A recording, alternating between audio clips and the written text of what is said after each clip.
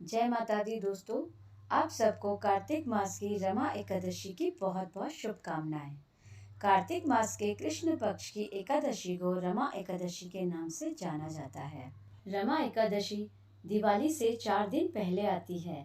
इस एकादशी को रंभा एकादशी या कार्तिक कृष्ण एकादशी भी कहा जाता है। हिंदू धर्म में एकादशी व्रत का विशेष महत्व है, इसलिए व्यक्ति इस दिन व्रत रखकर अपने सभी पापों से मुक्ति पा सकता है। रमा एकादशी का व्रत 9 नवंबर 2023 दिन गुरुवार को है। रमा एकादशी तिथि की शुरुआत 8 नवंबर 2023 की सुबह 8:23 से हो रही है, जो अगले दिन 9 नवंबर 2023 को सुबह 10:41 पर इसका समापन होगा। उदय तिथि के अनुसार 9 नवंबर को रमा एकादशी का व्रत रखा जाएगा। मान्यता है कि रमा एकादशी का व्रत करने से व्यक्ति के सारे पाप मिट जाते हैं और माता लक्ष्मी के आशीर्वाद से व्यक्ति को कभी भी आर्थिक संकट का सामना नहीं करना पड़ता। हिंदू धर्म में रमा एकादशी का बहुत महत्व है। इस दिन उपवास रखकर पूरे विधि विधान से भगवान विष्णु की पूजा की जाती है। पुराणों में भी कहा गया है कि रमा एकादशी व्रत कामधेनु गाय को घर में रखने के बराबर फल प्रदान करता है। इस व्रत के प्रभाव से न केवल व्रतधारी व्यक्ति बल्कि उसके संपूर्ण कुटुंब की समृद्धि और संपन्नता में भी बढ़ोतरी होती है। माँ लक्ष्मी अपनी कृपा बरसाती है। रमा एकादशी की पूजा विधि। रमा एकादशी के दिन प्रातः स्नान आदि से निवृत्त होकर स्वच्छ वस्त्र धारण करें और भगवान विष्णु की प्रतिमा स्थापित करें। प्रतिमा के सामने बैठकर व्रत का संकल्प लें। इसके बाद भगवान विष्णु की पूजा विधि विधान से करें। भगवान विष्णु को पंचामृत से स्नान कराएं और फिर पुष्प, धूप, दीप, नैवेद्य आदि अर्पित करें। विष्णु सहस्त्र नाम का जाप करें और भगवान विष्णु की कथा सुनें।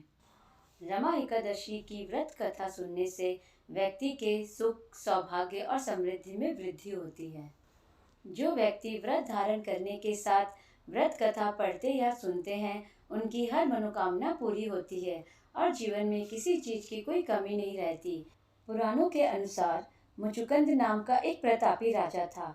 उसकी एक पुत्री थी जिसका नाम चंद्रभागा था। पिता मुचुकुंद ने अपनी बेटी चंद्रभागा की शादी राजा चंद्रसेन के बेटे शोभन के साथ करवा दी। राजकुमार शोभन की एक आदत थी कि वो एक समय भी बिना खाए नहीं रह सकता था।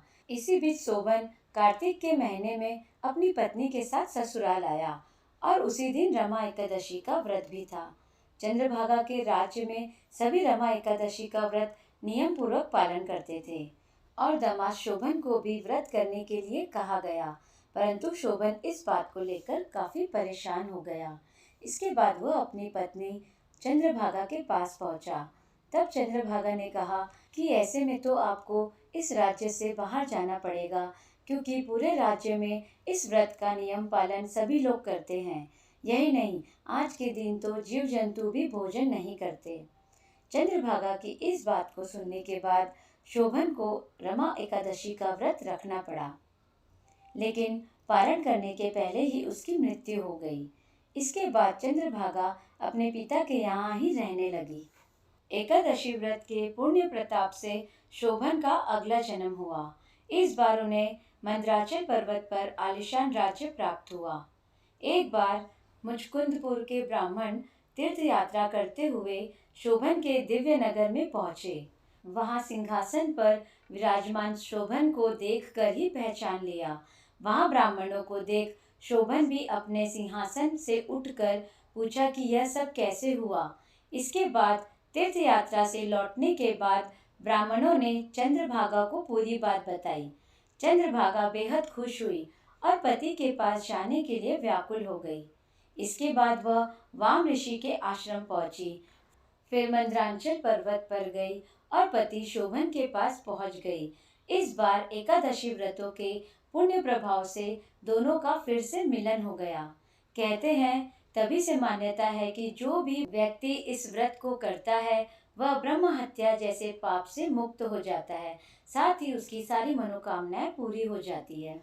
रमा एकादशी की कथा सुनकर भगवान विष्णु के मंत्र का जाप करना चाहिए।